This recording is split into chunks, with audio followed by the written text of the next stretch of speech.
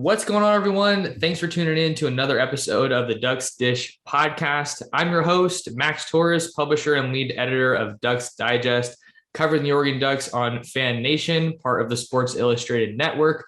Got some big news to break down in this episode of the podcast. Big commitment for the Ducks, and joining me to break it all down is the director of recruiting at Sports Illustrated, John Garcia. How we doing, John? Doing well, not as well as Dan Lanning and company tonight. Big win on the trail for sure. No doubt about it. So let's get into it. The big commitment of the day comes from Picayune, Mississippi, running back Dante Dowdell.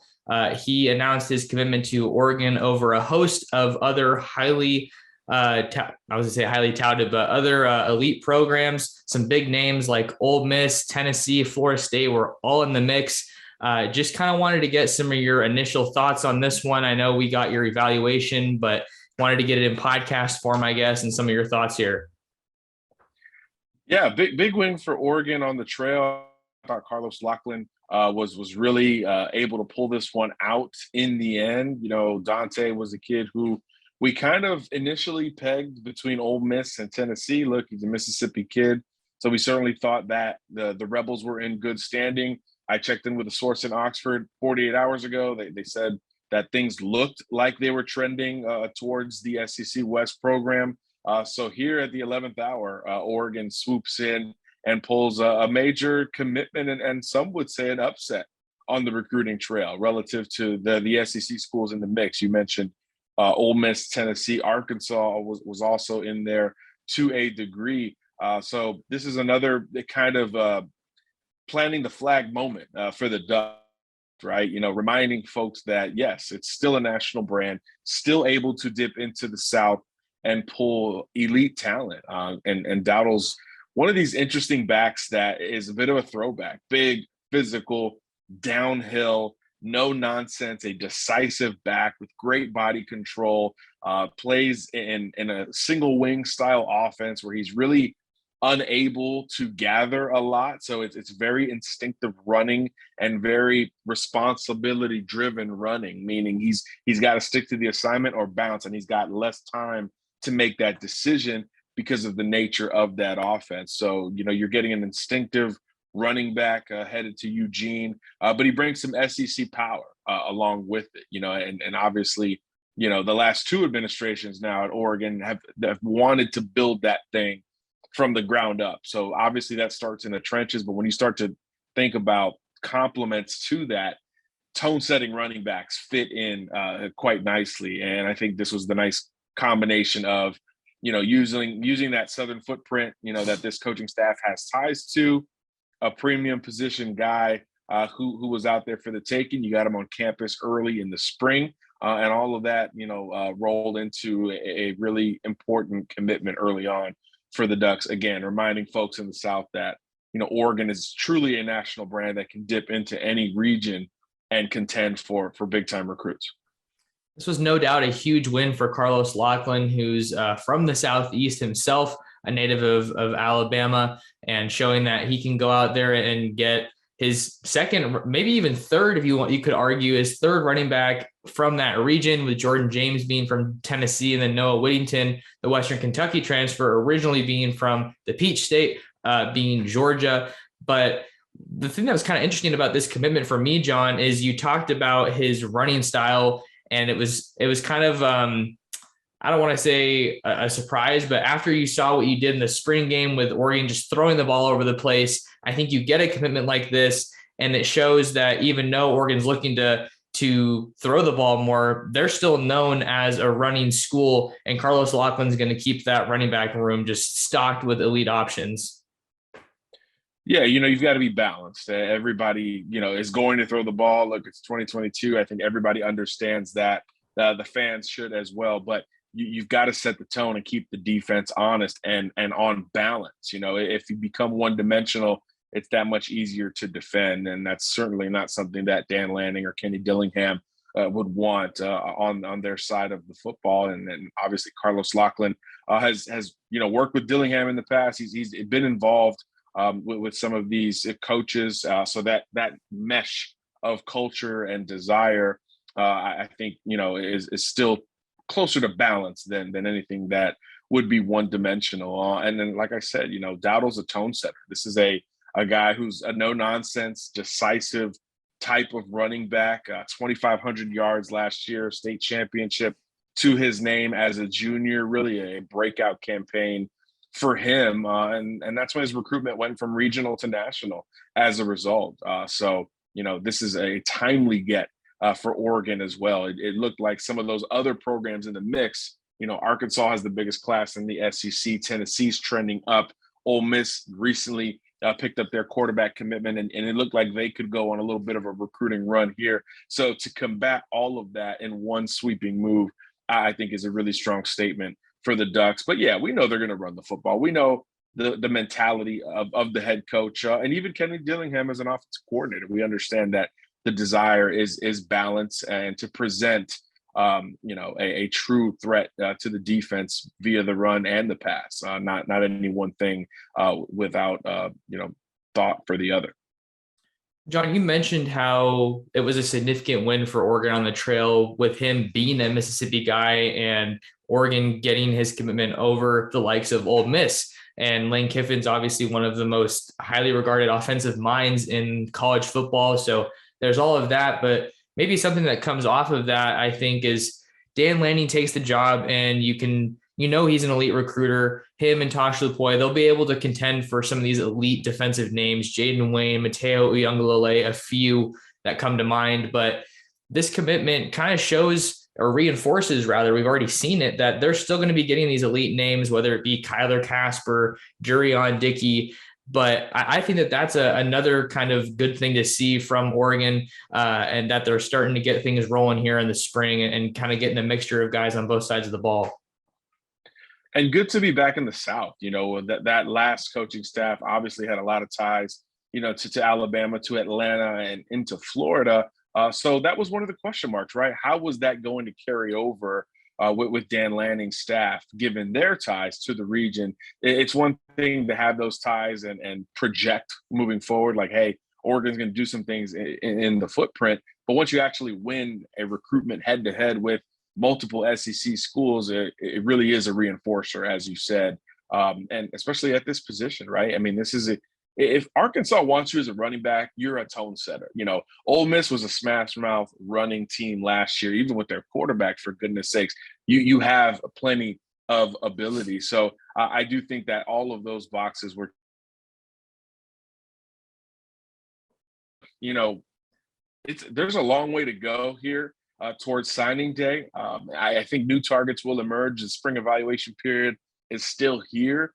So we thought this could maybe be the beginning of a run for another program, but what if this is the beginning of a run of Oregon recruiting footprint extensions into the South under this current coaching staff? I could totally see something like that happening with Lanning, with Locklyn, I should say, some of the other assistant coaches that are there on board in Eugene. This creates a little bit of a ripple effect, and now other prospects in that footprint are kind of saying, oh, he's going to Oregon. Like, okay, I get it.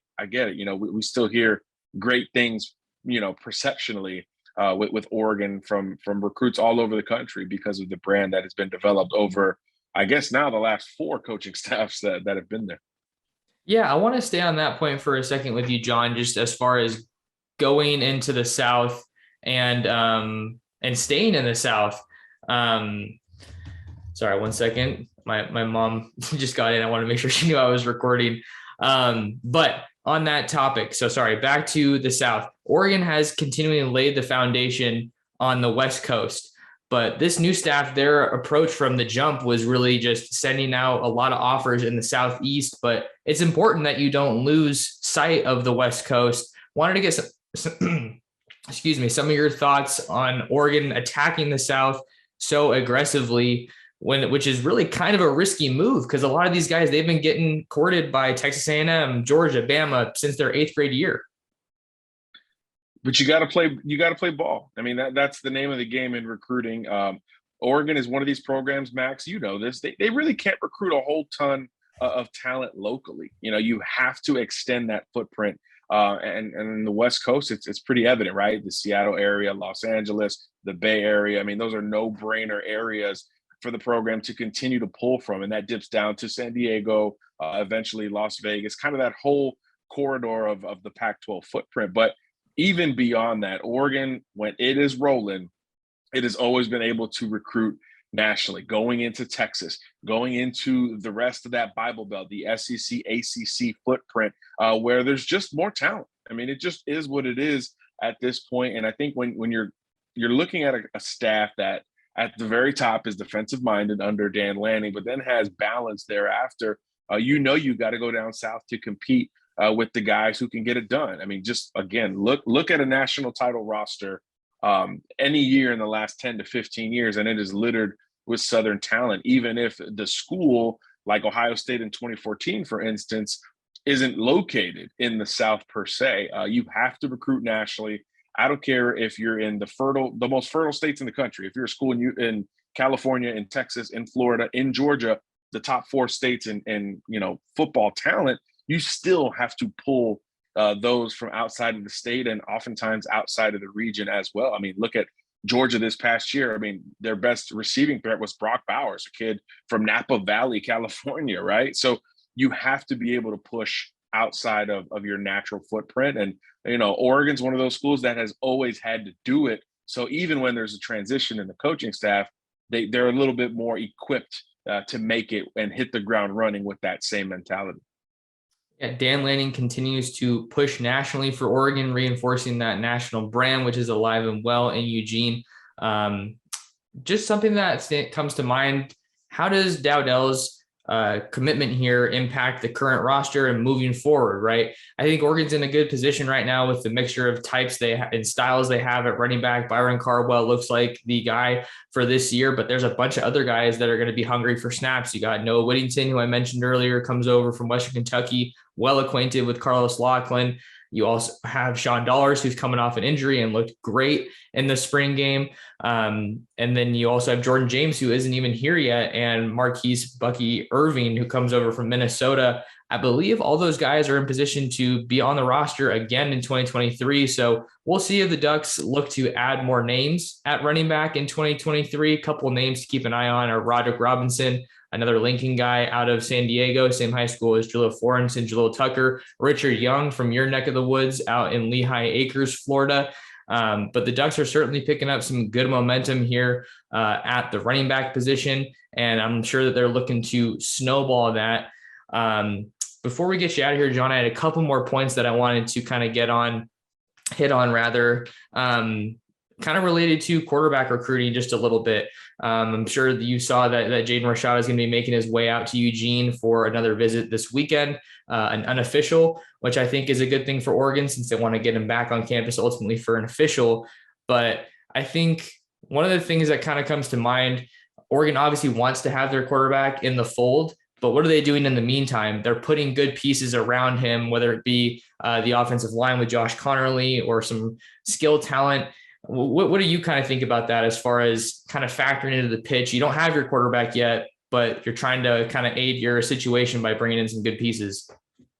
Yeah, Max, that's a good point. It certainly makes things easier, makes the pitch a little bit easier, particularly when it's a skill position talent that a kid like Jaden Rashada is familiar with. I'm sure he's connected with Jurion Dickey at some point. I know at these 7-on-7 events that we've seen him at, he's mingling with players from all over the country that recognize the talent he has. I mean, these peers want to play with one another. I mean, it's just a part of college football recruiting in general. Every year we talk about package deals, right? They pop up kind of left and right. Hey, who's to say Jaden Rashada doesn't become that with one of these wide receivers, whether it's Jurion Dickey at Oregon, Robbie Washington at Miami, one of the Texas A&M targets potentially from the state of Texas where he spent some time and will visit A&M in the future.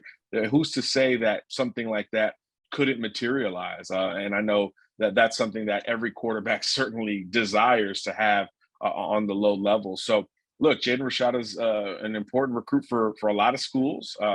We mentioned A&M in Miami. I think LSU is going to get a visit here before all is said and done. So it's going to be a busy offseason or continue to be a busy offseason for Rashad. So you want to get as many visits. So if you grab an unofficial here, lock in an official visit later in the game, you to contend all the way through. And that's really the name of the game at the quarterback position at this point, because there's still a lot of big uncommitted names out there, like Dante Moore, who's obviously involved with Oregon as well. Arch Manning's the elephant in the room nationally. When he commits, he'll set off a bit of a ripple effect that could impact both Moore and Rashada, depending on where he ends up. So it's always kind of the beginning of how you look at a class and how it is to be shaped. And Jaden Rashada and both Dante Moore as well are both going to be in the thick of that conversation for Oregon. So anytime you get a visit, it feels big. And that's another indicator of how national Oregon remains to be, is that they've had elite talent on campus consistently throughout this offseason, and getting return trips from quarterbacks, guys at the very top of the board, reemphasizes that point one more time. Yeah, a couple other guys that are going to be making their way out to Eugene. You got Jaden Wayne, who announced an official visit to Oregon set for later next month. He's also going to be going out to Georgia. I think that the Ducks are going to get an official for Mateo Uyunglele, who we mentioned earlier. So Ducks are, it seems like they're doing the right things here as we're heading into these summer months, which are pivotal for any program, and especially for Dan Lanning in the first full recruiting cycle.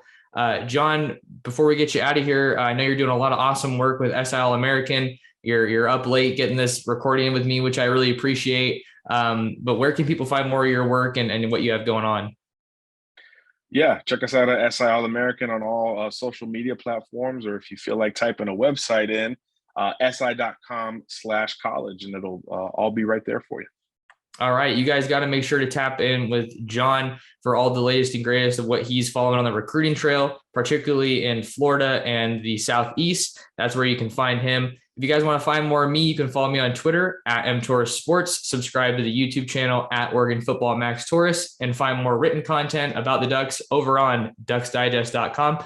Big thank you to John for hopping on and talking about the latest commitment. Dante Dowdell will be a Duck.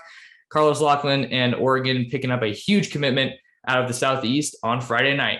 Thanks, you guys, for tuning in, and we will see you in the next episode.